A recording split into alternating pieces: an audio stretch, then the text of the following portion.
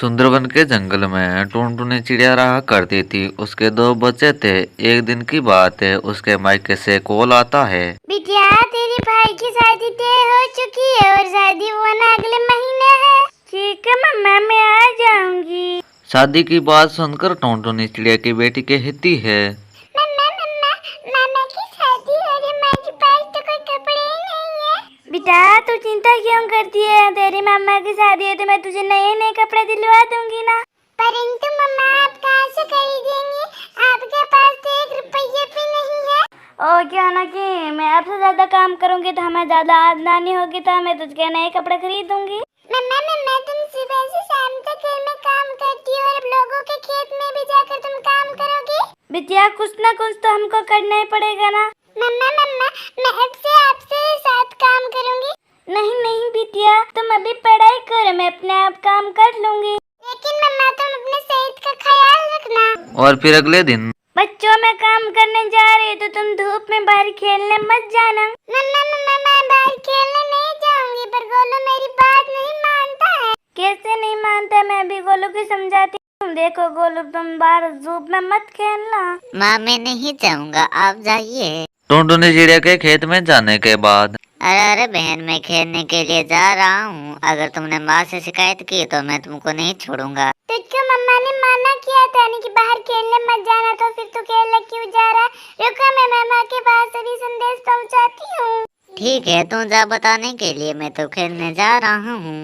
और फिर वह खेलने के लिए चला जाता है। और फिर टुनटुनी चिड़िया की बेटी उसको बार बार कॉल करती है, लेकिन वह नहीं उठाती है। और फिर ज्यादा धूप होने के कारण टुनटुनी चिड़िया का बेटा बेहोश हो जाता है। और फिर उसका दोस्त उसको उठाकर टुनटुनी चिड़िया के घर लेकर आता है। अरे अरे देखो पीहू दीदी, इसको क्या हो गया है? मैं गोलू के नहीं देखने वाली। मैंने तो उसको पहले मना किया था कि तुम धूप में बाहर खेलने मत जाओ। मम्मा ने इसको मना किया था, पर ये तो मम्मा के प्यार में पागल हुआ पड़ा था, तो इसने मम्मा की नहीं मानी। तुम इसको बेड पे सुला दो।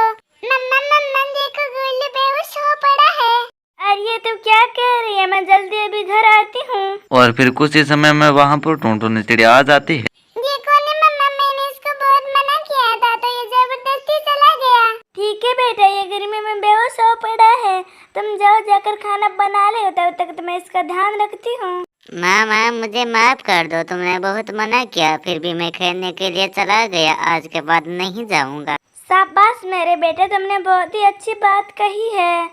और फिर इस तरह से काफी समय बीत जाता है। और फिर टुनटुनी चिड़िया के दोनों बच्चे बड़े हो जाते हैं। और फिर एक दिन की बात है, टुनटुनी चिड़िया का बेटा उसके पास आता है और कहता है, माँ, हमें ये घर बेच देना चाहिए। अरे बेटा, तू क्या कह रहा है? ये तेरे पापा की बहुत ही बड़ी निशानी है। इस घर को मैं कभी नहीं बेचूंगी, कभी नहीं। ठीक है माँ, मैं देखती हूँ कि तुम ये घर कैसे नहीं बेचती हो। बेटा, तुझे करना है जो कर, पर ये घर मैं तुझको नहीं बेचने दूंगी। ये घर बहुत ही बड़ी निशानी है, तुझको करना है जो कर ले। ठीक है माँ, तुम इस घोंसले में रहो, मैं जा रहा हूँ।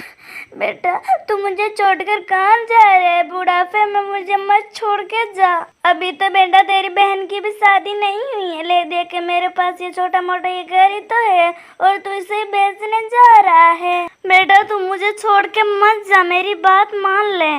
अब मैं तुम्हारी एक भी बात नहीं सुनूंगा, मैं जा रहा हूँ घर छोड़कर। जैसे ही वह घर से बाहर निकलता है तो उसको चक्कर आ जाते हैं और फिर वह नीचे गिर जाता है। और फिर टुनटुनी चिड़िया जल्दी ही बाहर आती है। देख बेटे, तेरे भगवान का इशारा है, तुम मुझे छोड़ के मत जा।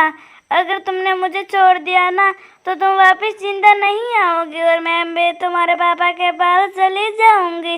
फिर तुम इस घर में इधर उधर भटकते रहना। माँ, मैं भटक गया था, अब मैं सही राह पे आ गया हूँ। अब मैं कहीं नहीं जाऊंगा। ठीक है गोलू, तुमने मम्मा की मान ली, वरना मम्मा मर जाती। अब तुम चलो जल्दी से जाकर खिचड़ी खा लो, मैंने तुम्हारे लिए पका रखी है। और फिर वे तीनों मिलकर खुशी खुशी रहने लग जाते हैं।